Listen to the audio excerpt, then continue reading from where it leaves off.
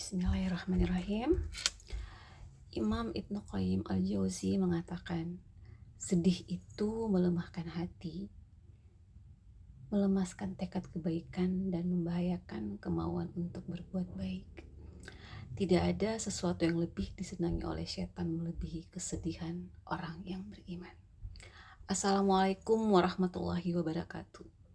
Rabbi syrahli sadri wa yassirli amri wahlul 'uqdatam min lisani yafqahu qawli. Allahumma salli ala sayyidina Muhammad wa ala ali sayyidina Muhammad. Segala puji bagi Allah, pemilik semesta alam. Karena karunia-Nya jugalah kita semua masih bisa diberi kesempatan hingga masih bisa menikmati hidup hingga hari ini. Pada kesempatan kali ini izinkan saya untuk sedikit berbagi tentang materi inner game modul yang ke-9 dengan judul Don't Be Sad, atau yang biasa kita kenal dengan istilah La Tahzan. Saya sangat tertarik dengan materi ini karena saya yakin kita semua pasti pernah dan akan merasakan yang namanya kesedihan. Tapi bagaimana agar kesedihan itu tidak melemahkan kita dan tidak membuat kita hancur? Kita perlu memahami dan mempelajari tentang apa itu kesedihan. Nah, semua makhluk pasti akan melewati masa-masa sedih. Bahkan Rasul dan Nabi pun tidak luput dari yang namanya ujian kesedihan.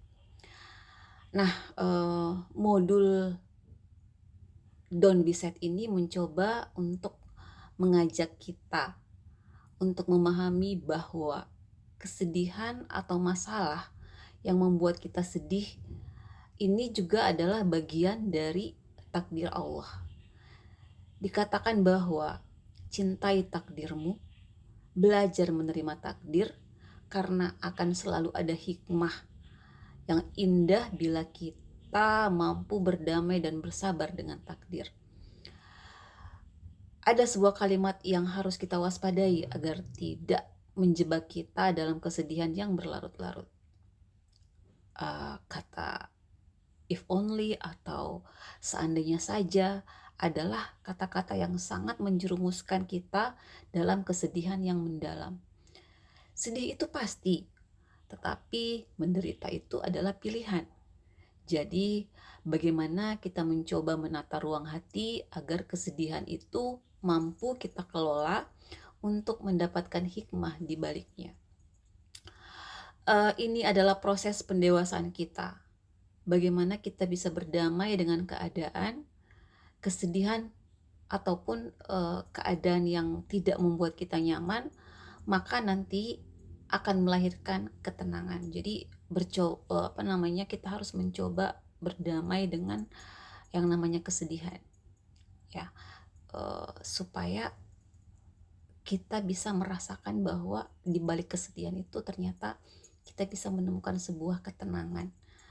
Ya, kalau kita bisa belajar untuk bisa memeluk kesedihan tersebut.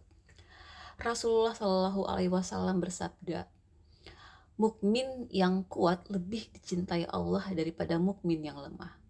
Namun, keduanya tetap memiliki kebaikan. Bersemangatlah atas hal-hal yang bermanfaat bagimu. Mintalah pertolongan pada Allah dan janganlah engkau lemah.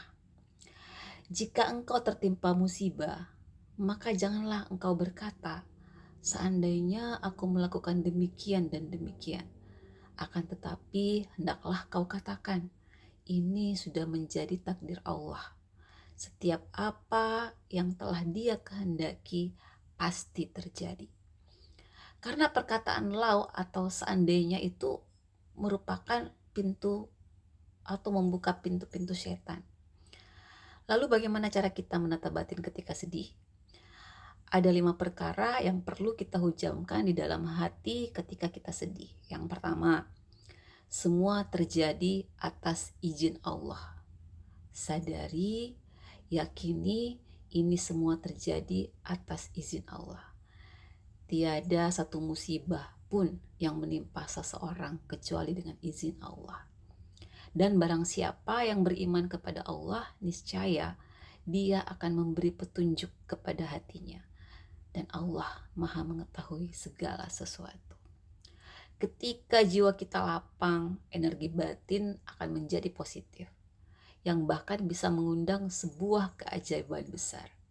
Percayalah bahwa kelapangan hati, ketenangan jiwa akan selalu bisa mendatangkan keajaiban-keajaiban. Orang beriman itu akan mampu melewati episode seenggak enak apapun dalam kehidupannya dengan sangat indah. Ya, jadi bagaimana kita bisa belajar dengan keadaan yang tidak nyaman, yang tidak enak, tapi kita berusaha untuk menerima dengan ridho semua itu, sehingga kita bisa mendapatkan keindahan dari kejadian-kejadian tersebut. Jadi ujian seberat apapun akan terasa ringan kalau kita yakin bahwa zat yang menetapkan takdir dalam kehidupan kita adalah zat yang paling mencintai kita. Kemudian yang kedua, semua itu baik dari Allah. Mengutip dari sebuah riwayat Muslim, sungguh menakjubkan keadaan seorang mukmin. Seluruh urusannya itu baik. Ini tidaklah didapati kecuali pada orang mukmin. Jika mendapat kesenangan, maka dia bersyukur, dan bila dia mendapat kesusahan, maka dia bersabar, dan itu baik baginya. Kemudian yang ketiga, semua sudah terukur. Allah tidak membebani seseorang melainkan sesuai dengan kesanggupannya. Kemudian yang keempat, semua kepahitan menggugurkan dosa. Aisyah radhiyallahu anhu berkata, Rasulullah Shallallahu alaihi wasallam bersabda, tidak ada satupun musibah atau cobaan yang menimpa seorang muslim melainkan dosanya dihapus oleh Allah Ta'ala karenanya. Oleh karena itu, bersabarlah dengan semua ujian, karena pasti akan ada hikmah, akan ada pengampunan dosa dari Allah dari kejadian tersebut. Kemudian yang kelima, semua bisa ditolong oleh Allah. Ingatlah, dalam surat Al-Baqarah dikatakan bahwa sesungguhnya pertolongan Allah itu dekat. Bersabarlah, bertawakallah kepada Allah, karena pertolongan Allah pasti akan datang. Nah, bagaimana kita bisa melepaskan kesedihan itu? Ada 3 kaidah melepaskan kesedihan yang harus kita latih, kita praktis setiap saat, yaitu yang pertama dengan melakukan kaidah yang pertama itu dengan melakukan pengakuan. Pertama kita mengakui nikmat dari Allah, kemudian kita juga mengakui bahwa kita punya dosa, ya, sehingga dengan mengakui semua yang kita rasakan, semua yang kita alami, itu akan membuka hati kita, membuka jiwa kita untuk bisa mengadukan semuanya kepada Allah. Kita serahkan semuanya kepada Allah, kita berikan semuanya kepada Allah. Kemudian yang kedua, kita mengadu atau heartful prayer. Di mengadu di sini artinya segala yang kita rasakan, kesedihan, kepahitan, kita tumpahkan semua kepada zat yang memberi kita masalah, sehingga kita yakin, bisa membuat kita yakin bahwa ini pun akan diselesaikan oleh Allah. Dan yang ketiga, kaidah yang ketiga adalah menyibukkan diri dengan amal. Kita bisa melakukan berbagai macam kebaikan-kebaikan, kita bisa melakukan berbagai macam amal soleh, sehingga kita bisa perlahan menata hati kita, menata jiwa kita. Dengan amal-amal tersebut kita bisa memperbaiki jiwa, sehingga kesedihan itu bisa kita kelola dengan baik dan nantinya akan memberikan ketenangan pada jiwa kita. Jadi don't be sad, la tahzan, ya, jangan bersedih, Allah bersama kita. Setiap kesedihan, setiap peristiwa yang tidak mengenakan, percayalah bahwa Allah pasti bersama kita. Sekian mungkin yang bisa saya sampaikan. Lebih dan kurangnya saya mohon maaf. Wabillahi taufik wal hidayah. Saya Susiana dari Makassar. Terima kasih. Assalamualaikum warahmatullahi wabarakatuh.